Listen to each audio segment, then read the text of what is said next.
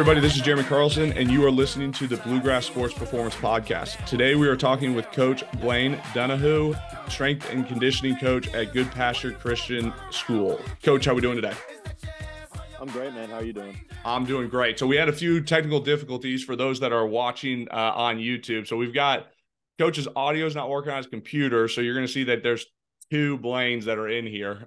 One is so you can see him, and then the other is his audio there. But we worked through it. Took us a little bit of time, but Coach, excited to have you on here. Before we start diving into Goodpasture, as well as maybe some of your private sector training, tell people a little bit about who you are, and take this back as far as you want.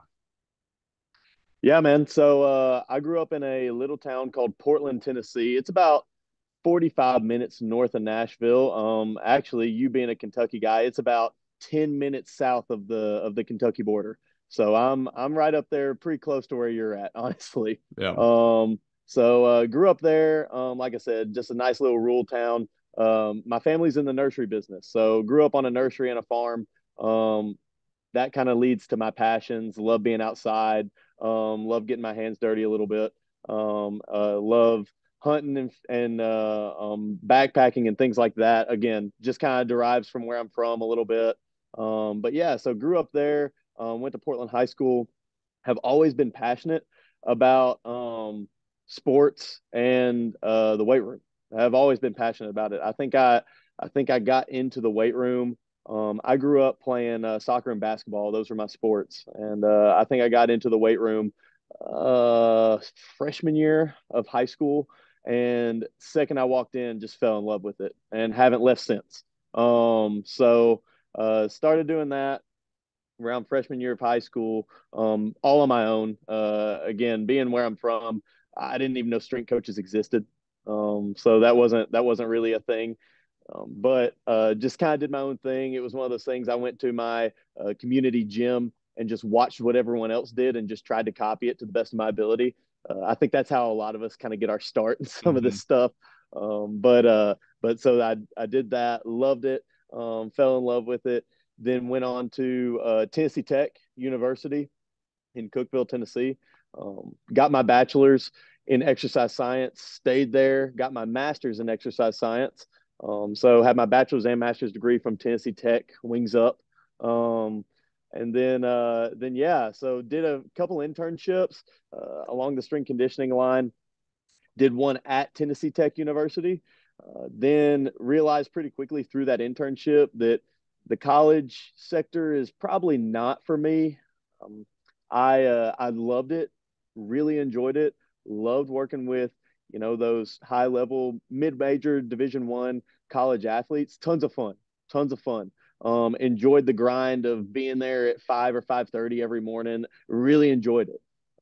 But just the schedule in general just really wasn't for me, like I said. Plus, I love seeing the reward of starting with an athlete who has never touched a weight in their life, or maybe has never even played a sport in their life, and seeing the progress they make over time. And of course, at the collegiate level, especially at, again, the mid-major Division I level that I interned at, you got some freaks in there, right? Mm-hmm. And they're fun to work with. Like the freaks are fun to work with. Don't get me wrong. Love it.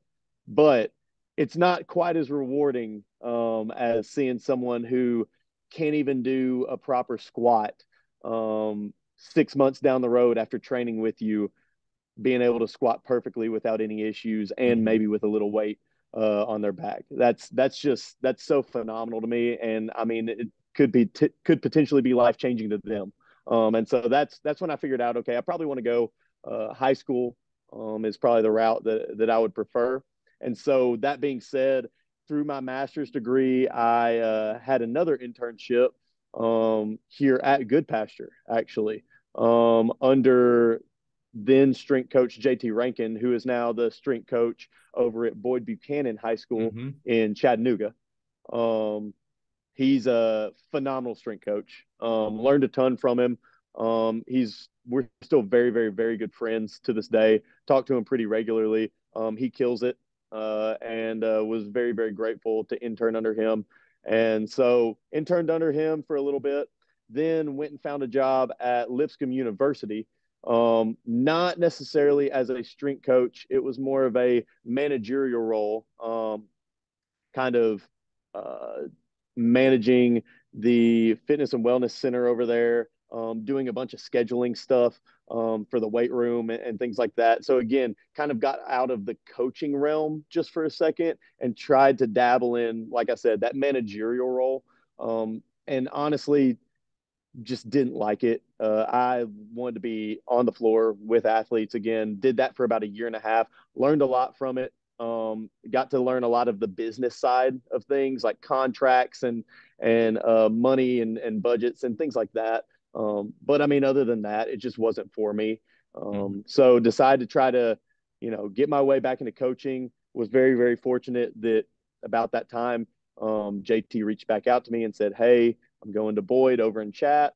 I told Goodpasture that you need to be their next guy. So came over here, interviewed, got the job. Been here for 3 years now. It's been great. I love it. And that's just a quick overview of my story. It's kind of been, you talk to some strength coaches and they've had this absolute grind where they've had to go through 7 unpaid internships at all these different levels and had to move from state to state to state like 5 times in the span of 3 years. And I've been very fortunate. I didn't have to do any of that. I tell people, honestly, I probably got thrust into this head strength coaching role a little too soon. I mean, I was only, I was probably only 23 or 24 when I got thrust into that role. And so I didn't know enough in all honesty, when I got thrown into this, but been very, very grateful that Goodpasture offered me the opportunity, have learned multiple things every single year. And hopefully I've grown tremendously as a coach every single year, because like I said, even though I wasn't ready for it, I'm forever grateful for it. And Goodpasture has treated me so well. And so I'm grateful for them too, for the opportunity and continuing to support me the way they do. So That's awesome. Yeah, no, again, I sound like a broken record every time I get on a podcast and we get into that section of it and asking kind of about your background and how you got to where you are, because I just love learning about the different paths that people took. Talk to us a little bit about your experience at a Division I school. And it's a mid-major, but it's still a Division I school, very competitive. And then coming down, and I guess that's how most people would describe it. I don't necessarily think of it as that way, but coming to the high school level, and what were some things that you had to quickly learn, that you probably didn't know coming out of the Division I level? Yeah, the main thing is kind of what I've already touched on a little bit, just the differences in the athletes, right? When you come to the high school level from a Division I level, at the Division I level, you're safe to assume some things. You're safe to assume that an athlete knows how to properly squat, properly hip hinge, properly land, properly jump. You're safe to assume a couple things like that. Now, that doesn't mean you shouldn't coach it regardless. I'm not saying that, but you can typically say, all right, show me a goblet squat. And for the most part, guys are going to do it relatively well. And you can pretty much for the most part say, hey, you know how to do RDLs, and 99% of them are going to be like, yeah, I know how to do RDLs, right? Or, hey, let's test your vertical. And they're pretty much going to be efficient in the way they move their arms, their legs, their hips. Everything's going to be efficient because they know how to jump, right? When you get to the high school level, you can't assume anything, and you shouldn't assume anything. You know what they say about assumptions, right? Yep. But yeah, you can't. And again, that's what makes it beautiful, is because we'll test verticals or something, and it'll be a kid that maybe hasn't had my class before, or maybe is new to the school and new to athletics or whatever, right? And we'll test vertical, and this kid legitimately doesn't have any idea how to jump. Like, acts like he's never jumped a day in his life, and he may have not, to that extent. Like, not in a max effort, I have to think about it kind of way, right? So much he can't even jump, so much less can he not squat, RDL, or whatever, right? So it's so humbling, man, because you got to figure out, okay, like if this kid can't even do what I consider is the simplest form of movement, or the simplest form of movement quality in general, then how in the world am I going to backtrack so much to where I'm going to be able to coach him on this rack while also on the rack beside him he's got a senior who has been lifting with me since 8th grade. You Mm-hmm. know, like you've got a training age of 4 or 5 on the rack next to him when this dude is probably like a training age of -7. You know what I Mm-hmm. mean? And so that's the major difference. That was the biggest, I don't want to say culture shock, but in a way it kind of is, from going from interning at the D1 level to high school. But again, like I said, that's why it's so rewarding for me. And that's why I wanted to do it too. One, it challenges me, but two, good Lord, man, the amount of beam and glow that a kid gets from doing something successfully when they've tried so hard to do it successfully and they finally get it. Mm-hmm. Golly, man. I mean, I know you know what that's like, but it's almost indescribable. It's just such a great feeling, dude. Oh, yeah, it's one of the best. It's an absolute great feeling. Okay, now reverse the question for me. So if you could take what you've learned in these past 3 years at Goodpasture High School and you could take it back to working at the Division I level, what would be something that you would what are the things that you would take with you? Yeah. So the movement quality aspect, easily. When I interned at Tennessee Tech, I had a bad habit of just wanting to throw exercises and weight at people and say, we need to lift heavy to get strong, Mm-hmm. right? And I didn't really, movement quality was important. I understood technique was important. I got it, right? But the fact of the matter is, you can be strong with very, very little ranges of motion, and you can be strong with the worst movement quality possible. There's a lot of people like that, right?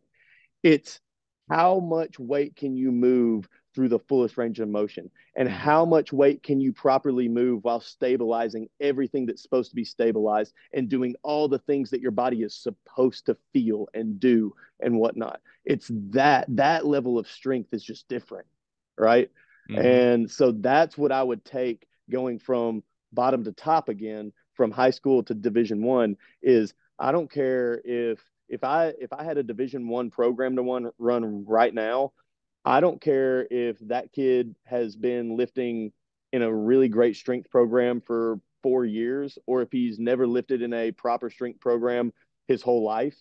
I'm going to start everyone at the exact same level, and we're going to watch everyone's movement quality, and I'm going to progress them accordingly, right?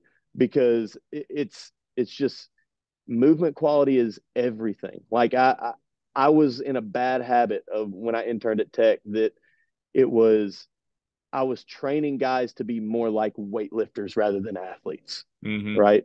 And now over the past 3 years, I've come to this conclusion that we're not training to be weightlifters. We're training to be athletes. And if the things that we're doing in the weight room can't correlate to the things we do on the field, the court, or the whatever, then it doesn't matter. Right. Like, we're wasting time, right? And Mm-hmm. that's when the movement quality aspect comes into the most major play. So that's kind of, I hope that answered your question. I may have rambled there a little bit, No, no, that's but great. No, the reason I ask is because I've recently done the same thing, right? I was at center, I left, I went to Mercer County High School, and then now I'm back at center. So there were things that I learned while I was at center that I applied to Mercer, and then vice versa as I came back at the center. There were things that I learned that I was like, wow, no, that's going to be great to be able to take back.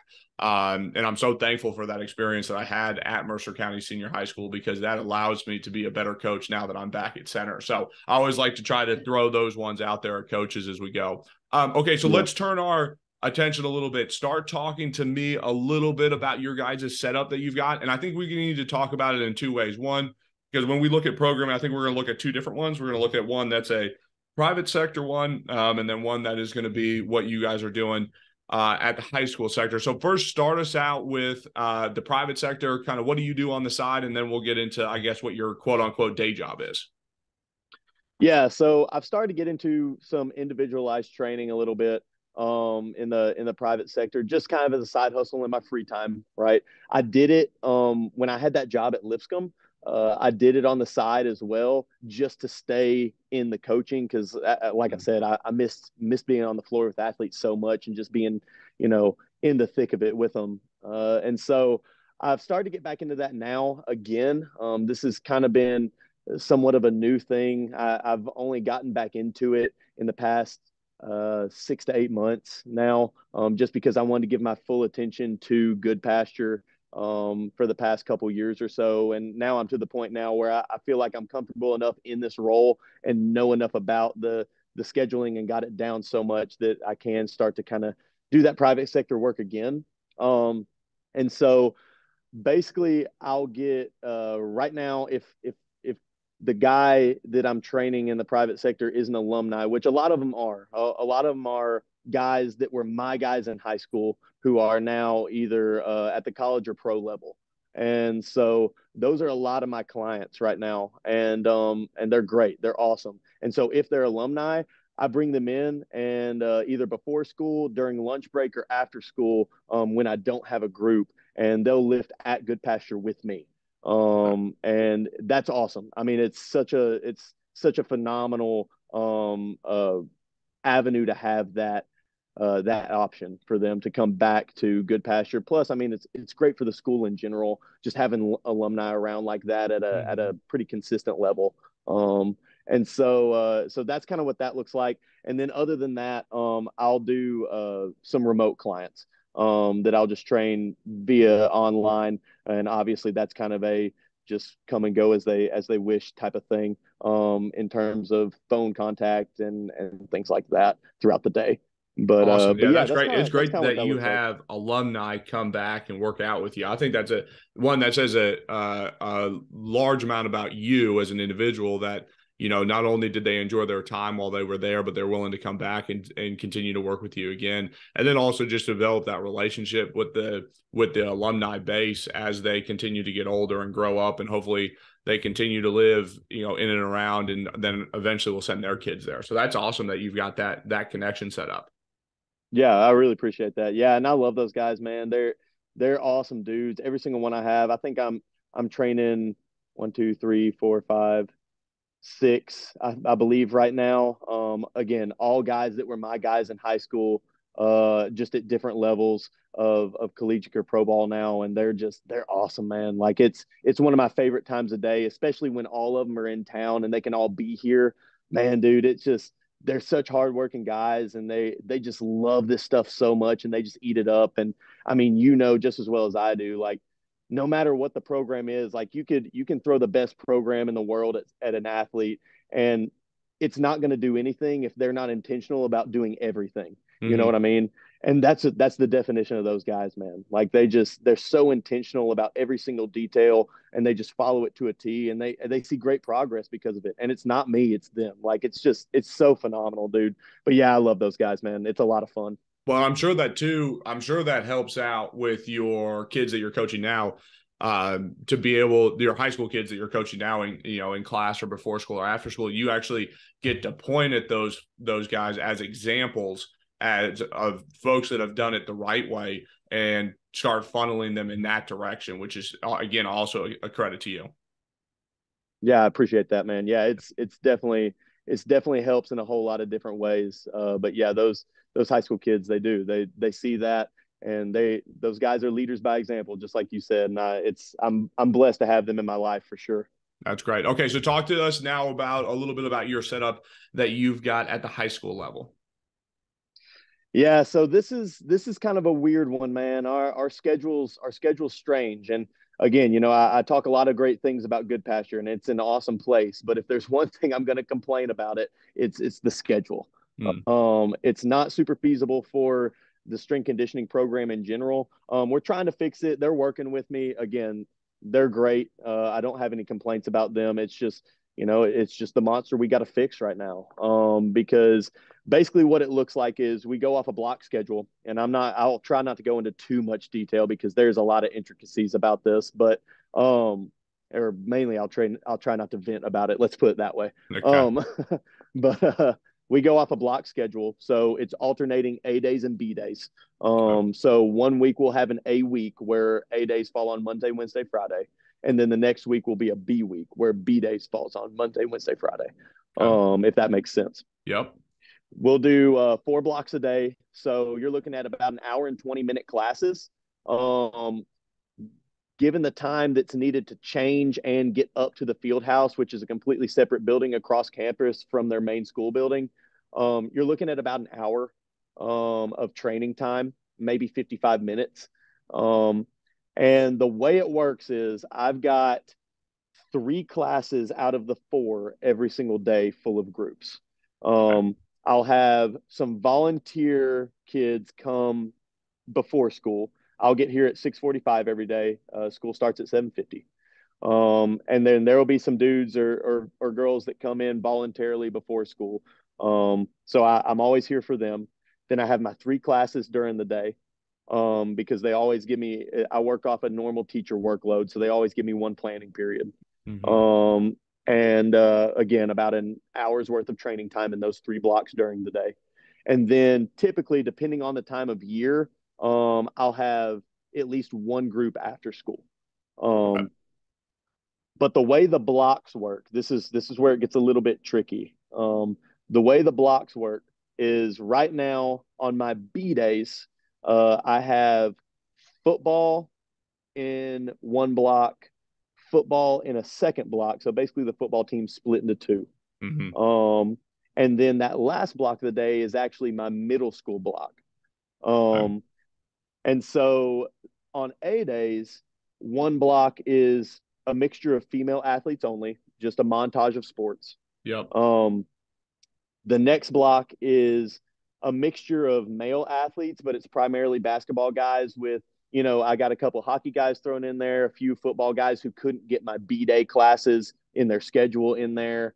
And then a couple others just randomly in there as well, but primarily basketball.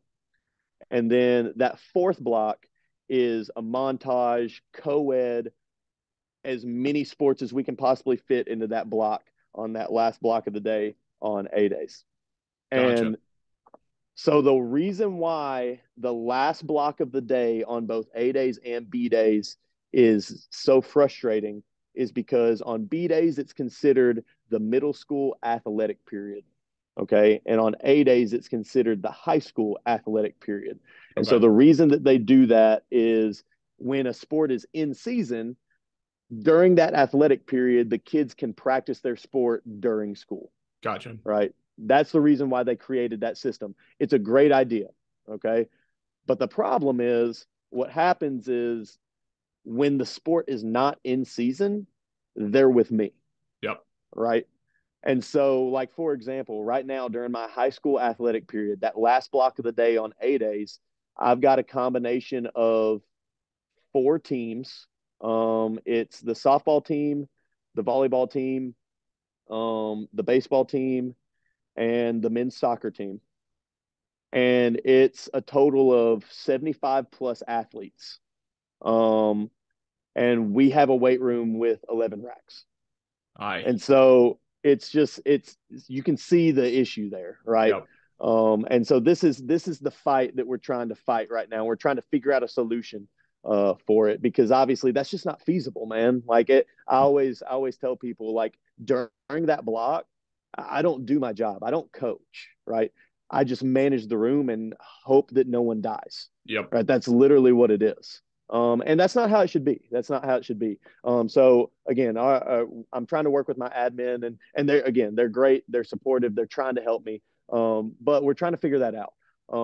Middle school block on B days is the same way.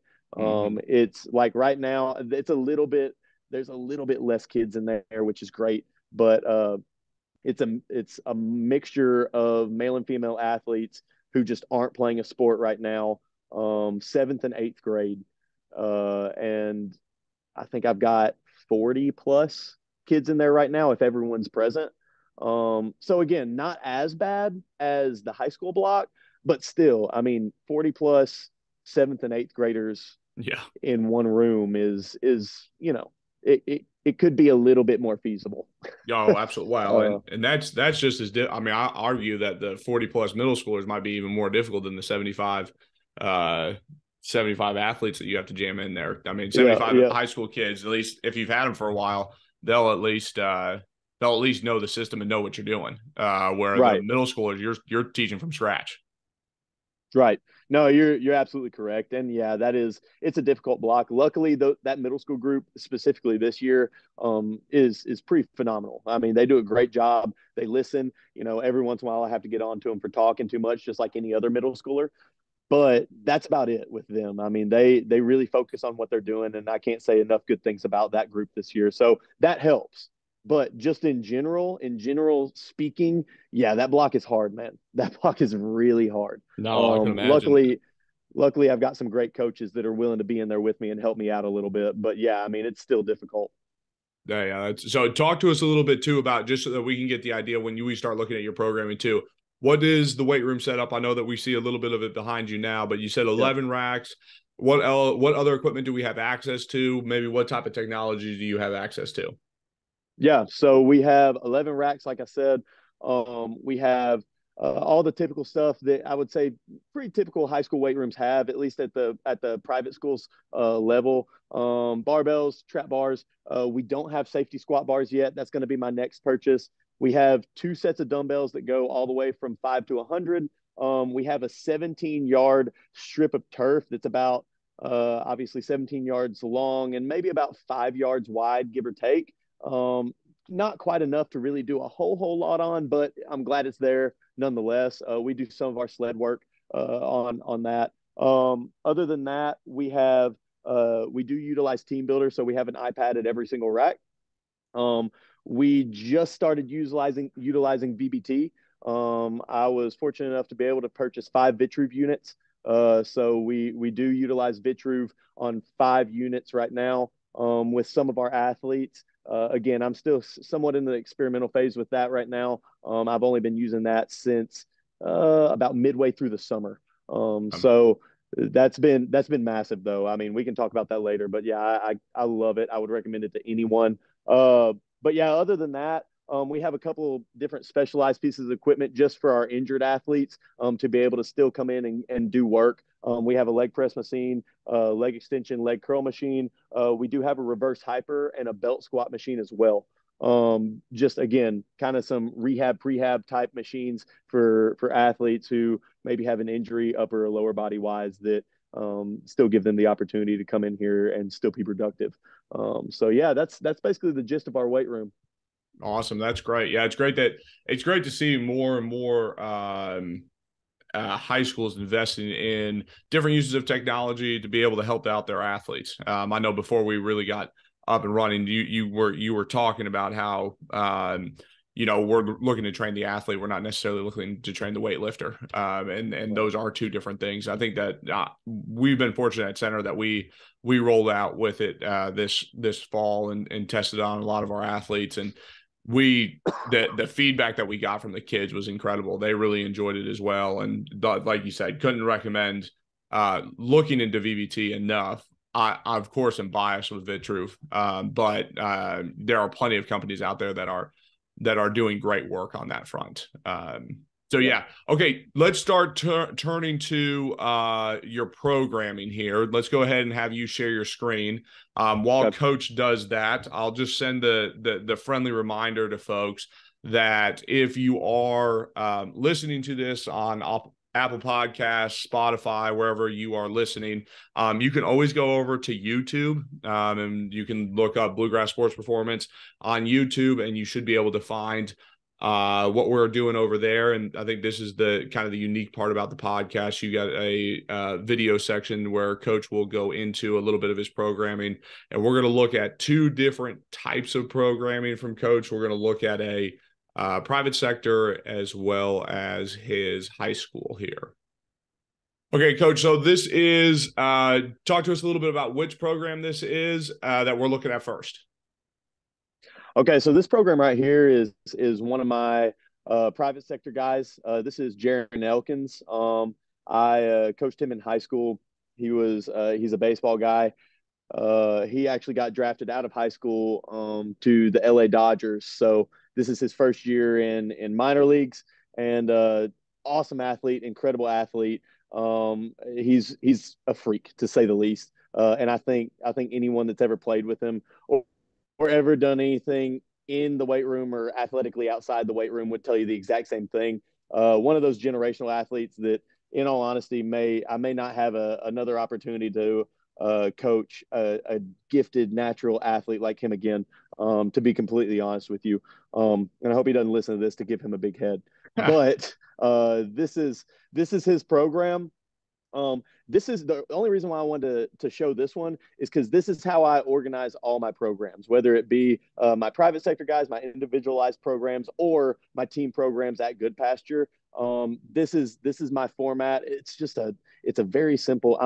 I'm not a very big Google Sheets guy. I try to be, and I just can't be. My brain doesn't work that way. I'm not super impressive like some of these dudes. Like I don't know how close you are to Cody Hughes, but good Lord, man, that dude is on a whole nother level. I Yep. can't get like that. It's just not. Again, my brain does not work like that. Mm-hmm. So this is my very simple program outline or template, as I guess you could say.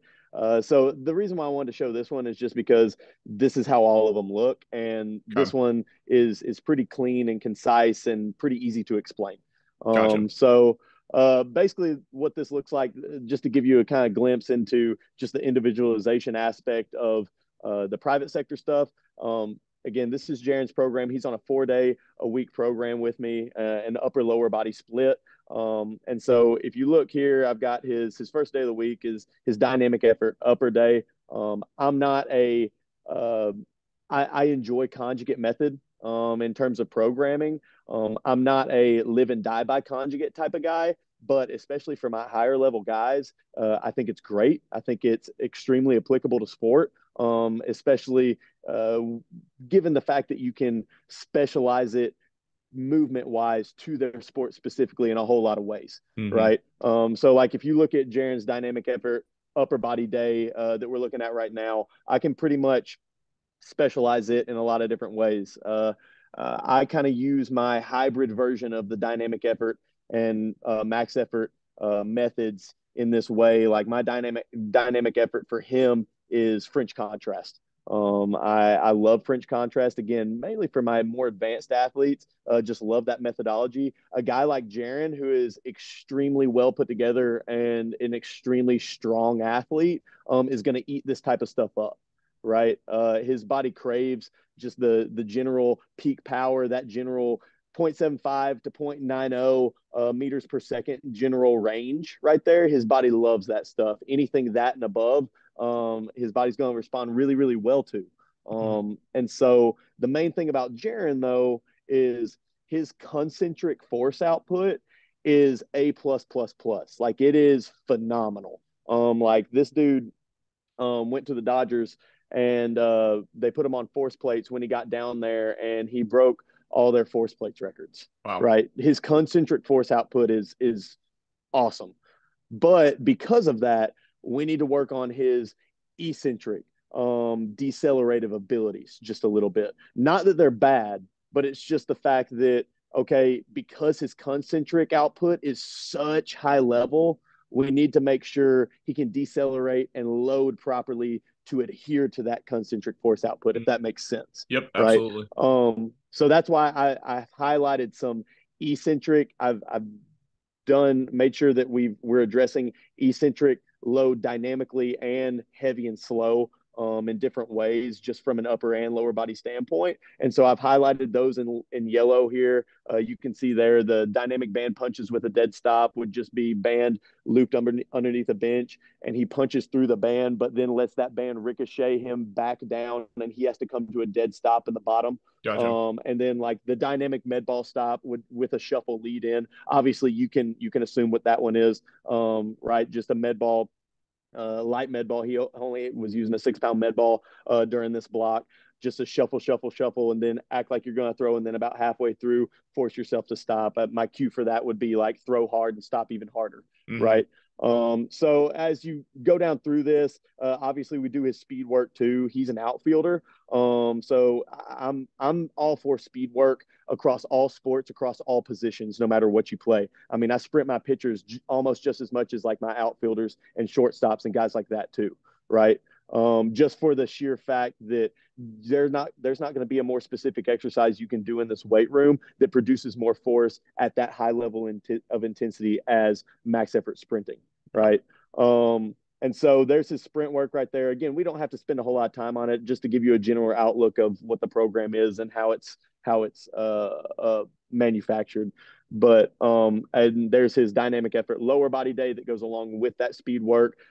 Typically on a program like this, I'll do a vertical based day in terms of plyos and ground contact time. So like his first day may be a general top speed day with vertical based plyos and more ground contacts, right? I want those ground contacts to be high in volume and low in time, right? So his plyos that go along with that and his lifting that go along with that may be more vertical based in nature, right? And then on his second lower body day, his max effort lower body day, I'll skip down here to it, which would be his last day of the week, his Friday. That's going to be my more accelerative based day, his more horizontal force output based day, where we're doing, for example, here you can see right here, this is our heavy ground contact day. We're going to spend a little bit more time on the ground. This is where our heavy sled sprints, you see here, we're working about 85 to 100% of his body weight on his sled sprints to potentiate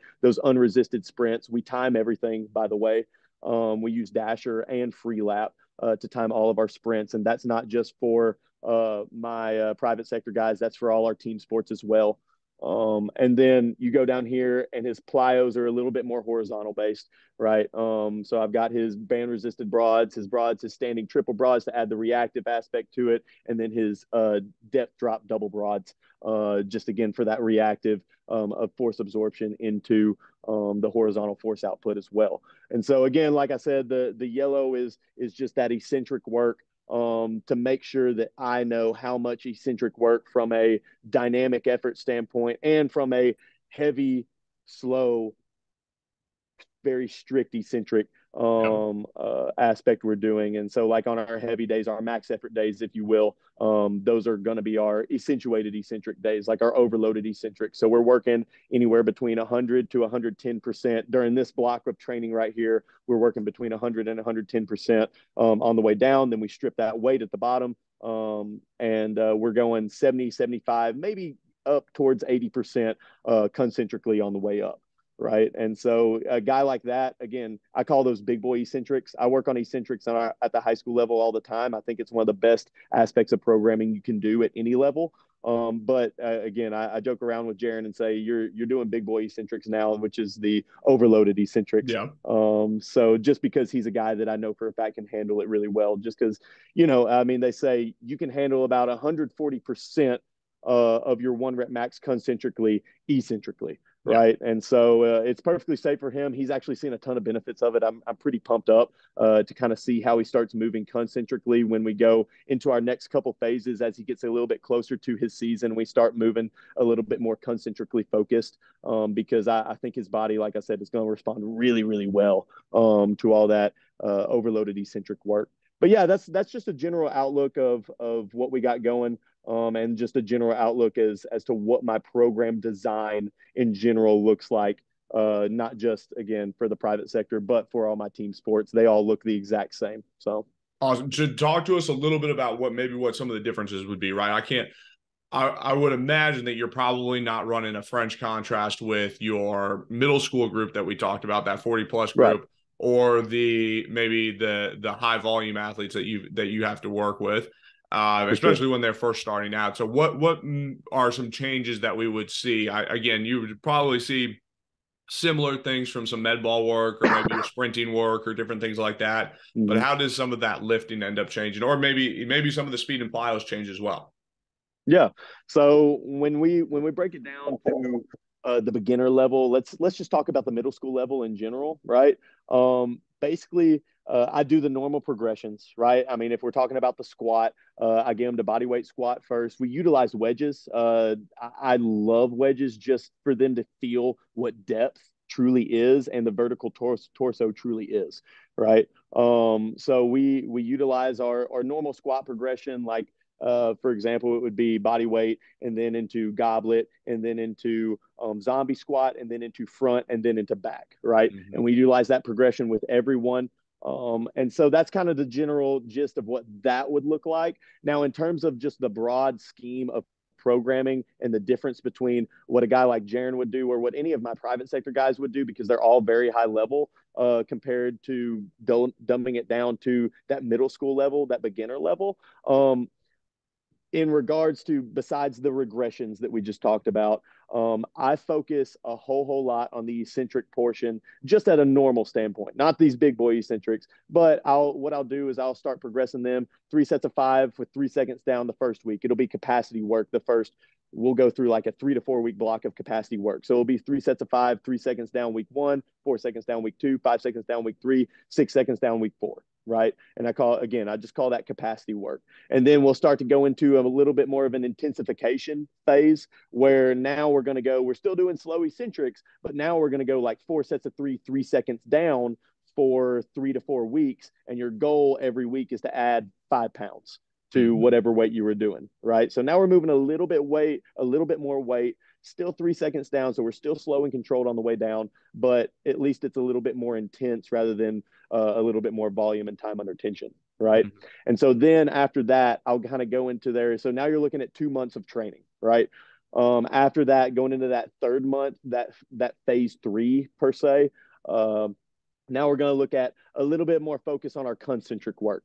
Right now, I will say this is a preface here. I do add isometric work in along with those eccentric blocks as well. So a lot of my eccentric blocks contain a 1 to 2 second pause in the bottom as well. So that's why I kind of skip the isometric phase in general. If we're talking, because I guess I kind of use a hybrid version of like a triphasic, I guess you could say. But I kind of skip the isometric phase because I add the isometrics into our eccentric work, and I'll even add them into our concentric work as well. So again, going back to what I was saying, you're looking at like phase 3 now. We're focusing more a little bit on the concentric action. Mm-hmm. And so that's where I might still have like a 1 second pause in the bottom again, just to fully make sure they understand the bracing aspect and the positioning aspect of everything. But now we're going to look at a little bit more of higher rep stuff. This is kind of where I like to dabble into like a 1x20, again, somewhat of a hybrid version of like a 1x20, right? I might start them at like a 2 sets of 10, right? And I might challenge them and say, okay, I want you to try 2 sets of 10, and we're not going to do any tempo on the way down. I just want a nice little 1 second pause in the bottom, but I want you to try to use at least 5 pounds heavier than the last weight you used on your last block or your last week of 4 sets of 3 with a 3 second eccentric, right? So challenge yourself a little bit. It's a lot more volume. You're not going to be used to that, but you get to move freely, right? Yep. And so I might do like a 2 sets of 10, then like a 2 sets of 8, and then 2 sets of 6, and then maybe like a 3 sets of 5, and then depending on how they're moving, I might introduce them into more of a typical 1x20 program where I'll do 1x20, start throwing some new exercises at them, because throughout these first like those first 3 phases I just mentioned, we're doing foundational movements over and over and over and over again. I mean, there's not much variety whatsoever, right? And so after about 3 months of hammering those foundational movements, again, that's when I kind of go into a typical 1x20 type program, just to add a little bit more variety. So instead of doing 6 to 8 exercises a day, now we're going to dabble into that 12 to 15 range, doing 1x20, and we'll progress from there, doing the typical 1x20 for a few weeks or a couple of weeks, maybe a week or 2, depending on how they look, then going down to 1x18, 1x16, and so on and so forth, until eventually we're to the point where I feel comfortable enough loading it so much that they can maybe potentially get something around like a 3 rep max or something. So awesome. Again, that's kind of the general sense. And again, this isn't set in stone by any means. I'm a big believer in, I'll program for a week, And then I do not program. Now, I know that I'll be doing those same exercises the next week, but I do not program sets and reps until that week is over and I got to see how the week unfolded. Yep. Right. And so if we're doing our capacity work and we're on our third week of it, we're doing like 5-second eccentrics. And I think everyone looks absolutely phenomenal and they're ready to add a little bit of weight. We might skip that next week where we do our 6-second eccentric and we might go straight to 4x3 with 3 seconds down. You know, so I say all that with the preface of everything is fluid in my program. And I think it should be that way, at least for me in my setting. So, well, yeah, I was going to say, especially I would agree with that. I found that out more and more when I was at the high school setting is that fluidity helps out a ton. I mean, there are going to be learning curves that kids go through overnight and all of a sudden they are rock stars and they are full on athletes and ready to go. They also work the other way too, where they look like a rock star one day and then they come back and they've grown 3 inches and you go, oh crap, they are not ready for that one. Yep. And yeah, so that's great. Yeah. So, but yeah, like I said, my high school programming looks the same general format as that. Now we do use Team Builder. I want to say that too. So that's not what you just saw is not what they receive. Now my private sector dudes, my individualized guys, yeah, like they'll add their weights into that program, that Google sheet exactly. But I transfer all that into Team Builder for all of our team training. So. Gotcha. So what's the next thing we're going to talk a little bit about? It looks like some data collection, some different things for the high school realm. Yep. What are we looking at here on the screen? So this is just one example I want to give you about how this is the very unorganized and unprofessional way that I track our sprints. I do this for about every team, but it's kind of funny because I just did this for me at first, but the kids kind of get a kick out of it and they kind of get fired up for it, which I love. So this is our baseball team.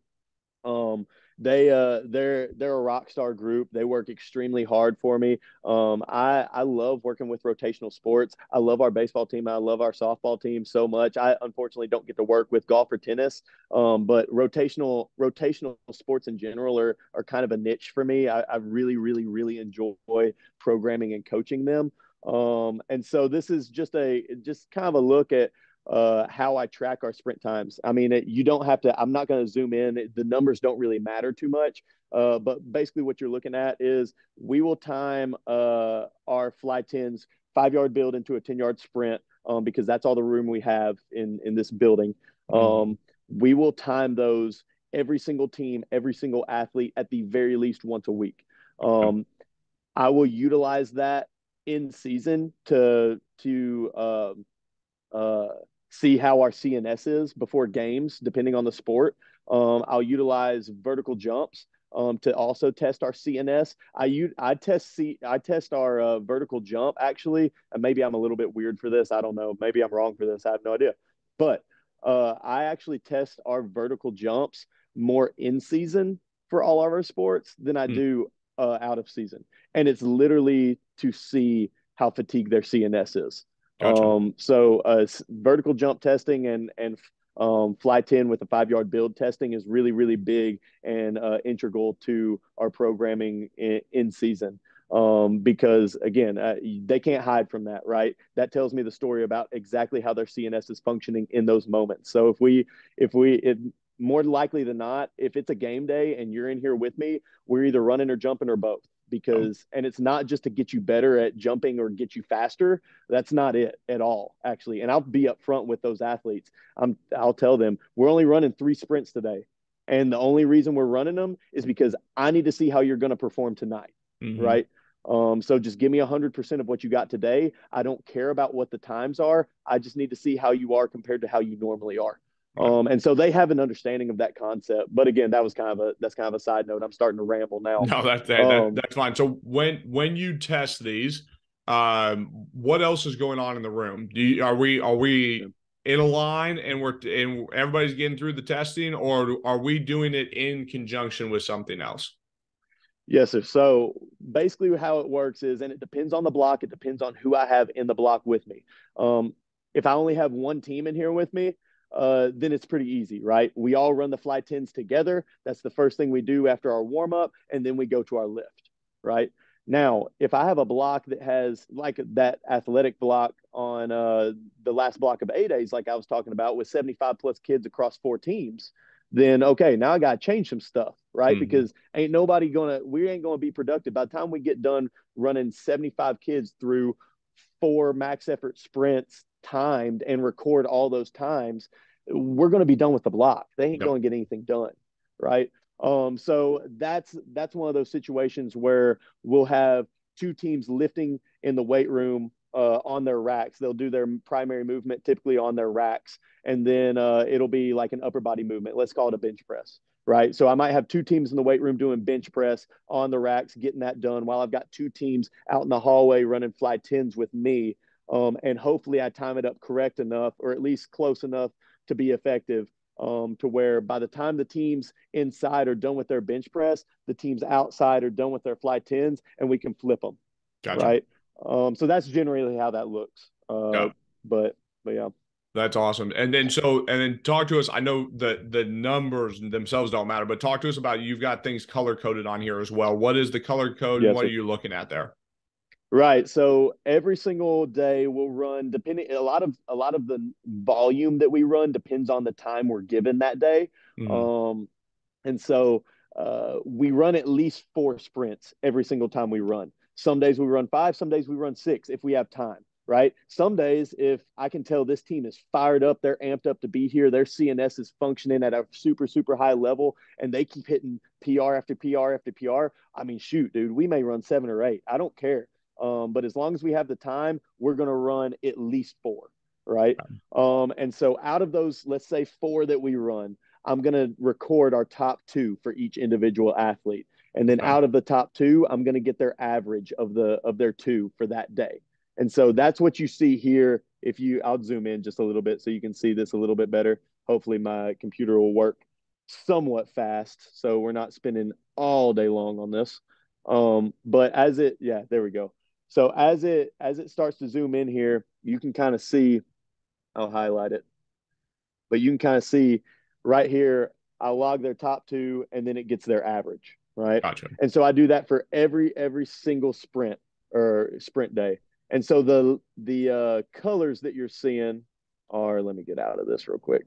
The colors that you're seeing are 2 shades of green and 2 shades of yellow. And again, this is my very rudimentary way of keeping track of it myself. But then I realized the kids started to really enjoy looking at it too, because they like seeing all the colors of the PRs. But if you look at the lighter shade of green here, that's an individual effort PR. So that's just an individual run PR right there. Gotcha. The darker shade of green, that lime green, is a average PR. Okay. The lighter shade of yellow is a tied individual effort PR, and that darker, that lime yellow, is a tied average PR. Okay. And so you can look down through here. Obviously, this is, again, a pretty incredible team. They hit PR after PR after PR as the year has gone on. I have all of our efforts right here this whole semester. I just went through actually today and showed them all the progress that they made in this entire semester from start to finish on their sprint times, and they've hit some phenomenal numbers. That's I'll awesome. Give them a whole lot of credit. And I love how you have been able to give them 2 ways to PR, right? It's not only are we talking about a PR just overall, but we're also talking about averages as well. I think that's so important, because you can have one really good sprint, but are we consistently making you faster, right? Again, if you're normally on this fly, if you're normally a 1-3 guy, and you may have that one day where you pop off and you're really good, right? And you end up dropping it down to a 1-2-2. But are we looking at getting you faster every single week? That's where the credibility of the training program starts to come in, which, I mean, as you follow along with what's going on here, you can see more and more numbers are getting highlighted and more times are getting lowered. Yeah, man, and it's such a buy-in thing for the kids too, because now I will say this baseball team doesn't really require a whole lot of buy-in just because they're a lot of them are just dogs, man. They love the grind, they love to work. Anytime I tell them we're running that day, it's like a big cheering fest, like they're ready to do it, right? But I will say it's really cool to map this out because as long as the programming's good and as long as they follow it to a T as they do, you can see here, like over here at the very left side of the screen, Mm-hmm. that's like our first week of school, right? Yep. And it goes all the way across. And so you can see, I mean, you know this, you know how training effects work, right? So, like at the first week of school, they're setting their baseline for where they're at, right? And then as we go through our first block of training, typically I do 3 week blocks for our high school teams. And so as we go through our first few blocks of training, okay, well, now you can see as time goes on, as their body starts adapting and creating new baselines and adapting to that new stimulus of training, okay, well, now you can start to see we're clustering some PRs over here, Mm-hmm. right? We're starting to hit some really good numbers. But then if you go down here to the second column on the left side of the screen, well, okay, so now you can see we need to create a new baseline. We need a deload week. We need a rest week, Yep. right? Because now we're starting to the effects of the training are starting to diminish a little bit. Like the law of diminishing returns are starting to come into play, right? And so luckily we timed it up perfectly this year. That right here over on the left side of the second column, like I was saying, we timed it up to where we hit fall break Mm-hmm. right there. I mean, we hit it perfectly. And so then we had fall break right in here. And then you can see as we start going over again to this right side of the screen, right Yep. after fall break, as we're hitting our second phase of this programming, okay, their body's starting to respond again to this new stimulus and they're starting to hit PRs again. And Yep. explaining that to them and just letting them see it, I'll put it up on the big TV in our weight room and I'll tell them, don't look at the numbers, look at the colors and look how they're clustered. Yep. Okay, this is why we do what we do. This is why you got to trust the process a little bit, right? It's not all going to happen after you worked out for a week.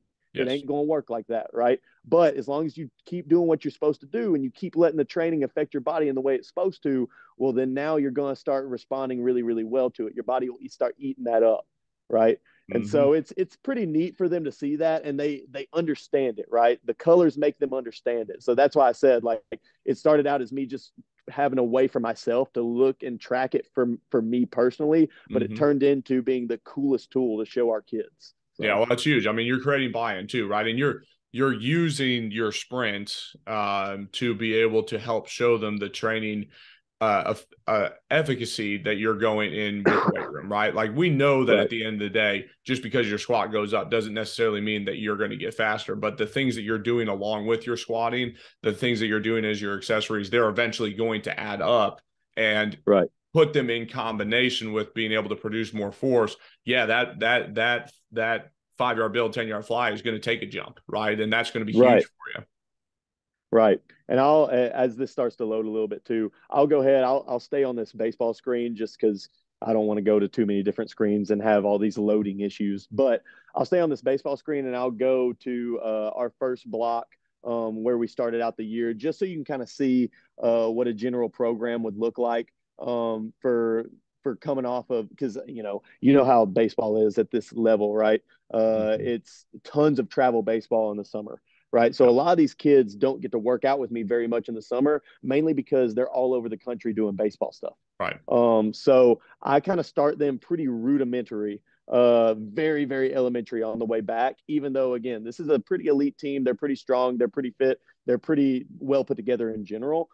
This is just kind of what a general program will look like for me coming back off of a summer break or introing into another off season. Again, like you can see, a lot of eccentric work, right? 4 seconds down with this team in general, I didn't feel like we needed a whole lot of capacity work. So instead of doing the typical build up in time under tension, which I normally do for capacity work, I actually lowered the time under tension and upped the intensity of the weight just a little bit. Gotcha. And so you can kind of look through that and see it's a lot of eccentric work, it's a lot of ISO work, and it's not a whole lot of exercises. We're looking at 6, 7, maybe max 8 exercises a day, and it's pretty foundational stuff, right? Mm-hmm. But this is kind of where I start all of my programs at the beginning of every single off season, just because at this level, man, even if you got a senior who's been in a program for 3 years now, it never hurts at this level to take a step back and just start from scratch when you know you got however many months, 8 months or Right. whatever it is until their next sports season. I mean, there's no sense in not, because grooving out and knocking off rust of these movement patterns, again, is more important to me than making sure we're lifting heavy immediately after we get done with season so we can get a jump start on lifting heavy halfway through the off season. Yep.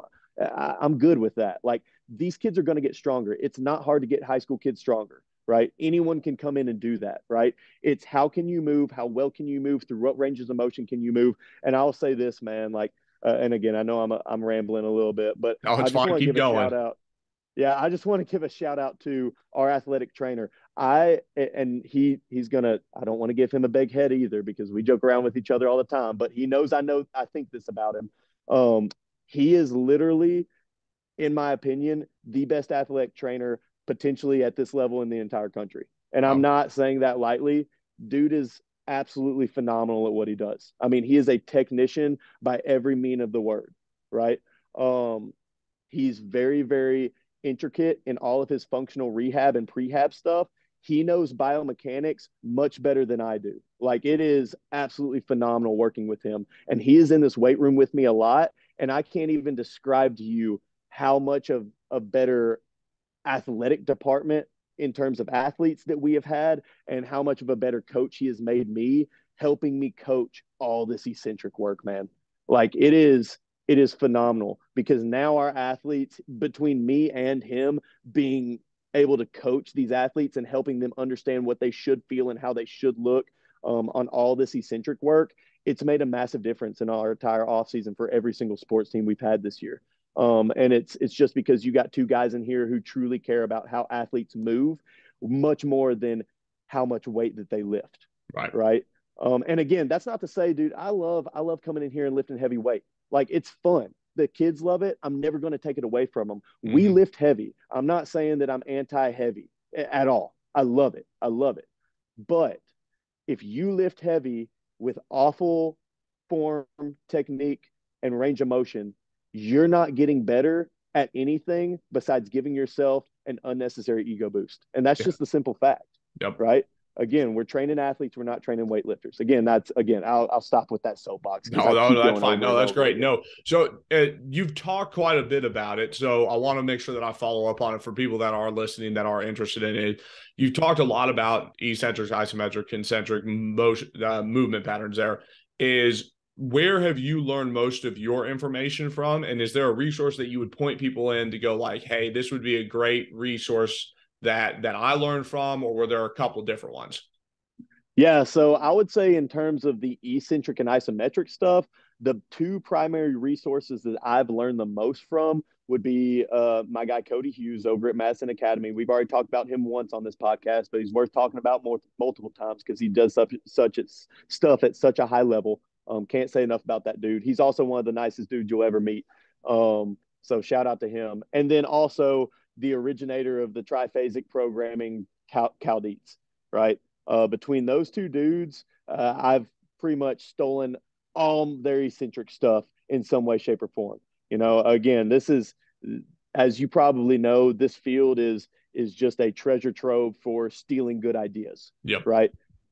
Sometimes I like to try to make stuff up on my own, but again, man, like, all this is due to fantastic coaches pouring into me and mentoring me and leading me in different directions. And I've just taken it and ran with it to the best of my ability. Like, this is so many coaches pouring into me, and I can't even describe how thankful I am for all the coaches I've had in my life do that, dude.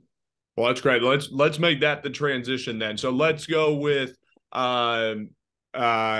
if people want to reach out to you and you be the treasure trove to give away information, how can people reach out to you? What's the best way of getting in contact with you, so that they can do that? Yeah, man. So, I mean, I'm on social media. I'm pretty active on Twitter. I try to be active on Twitter, dude. I'm going to be honest. I try to stay active and post stuff. And But golly, man, I'm just not a big social media guy. But I'll always see the DMs. I'll always respond to them, undoubtedly. So you can find me on Twitter or Instagram. My handle's the exact same. It's just at Coach Donoho. Donoho is Donoho. If you want to reach out to me, I'm completely fine with giving my phone number out. My phone number is 615-815-7825. So, I mean, by all means, send me a text. Let's set up a phone call. I'm willing to talk shop with anyone at any time. Obviously, this is a big passion of mine, so let's get into it. I'm always down.